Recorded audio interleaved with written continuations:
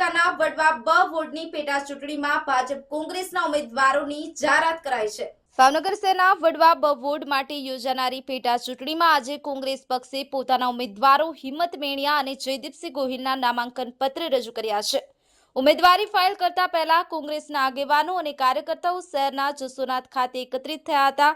ત્યાં ડોક્ટર બાબા સાહેબ આંબેડકરની પ્રતિમાને પુષ્પાંજલિ અર્પણ કરી તેમને શ્રદ્ધાંજલિ અર્પિત કરવામાં આવી હતી। આ પ્રસંગે કોંગ્રેસના નેતાઓએ સમરસતા, લોકશાહી અને સામાજિક ન્યાય માટેની પાર્ટીની પ્રતિબદ્ધતાને પ્રગટાવી। પુષ્પાંજલિ સમારંભ બાદ એક ભવ્ય રેલીનું આયોજન કરવામાં આવ્યું હતું, જેમાં કોંગ્રેસના અનેક સમર્થકો અને કાર્યકર્તાઓએ ઉત્સાહપૂર્વક ભાગ લીધો હતો। હાથમાં ધ્વજ અને બેનરો સાથે મજબૂત ઉમંગ દર્શાવતા કાર્યકરો જિલ્લા કલેક્ટર કચેરી તરફ આગળ વધ્યા હતા। દિલચસ્પ વાત એ છે કે કલેક્ટર કચેરી ખાતે ઉમેદવારી નોંધણી દરમિયાન પાર્ટીના અગ્રણીઓએ ચૂંટણી અધિકારી સમક્ષ યોગ્ય દસ્તાવેજો સાથે ફોર્મ રજૂ કર્યું હતું। હિંમત મેણિયા અને જયદીપસિંહ ગોહિલે પોતાના ઉમેદવારી પત્ર ભર્યા બાદ જણાવ્યું કે તેઓ લોકહિત માટે પ્રતિબદ્ધ છે અને વડવા બ વોર્ડના વિકાસ માટે વધુ કાર્ય કરવા માંગે છે। આ ઉમેદવારી નોંધણી બાદ પ્રદેશ અને સ્થાનિક સ્તરના નેતાઓએ પાર્ટી માટે જીતના સંકલ્પ સાથે કાર્ય શરૂ કર્યા છે।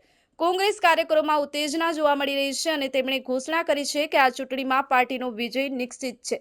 અલ્પેશ ડાભી, ન્યૂઝ 9 ગુજરાતી, ભાવનગર।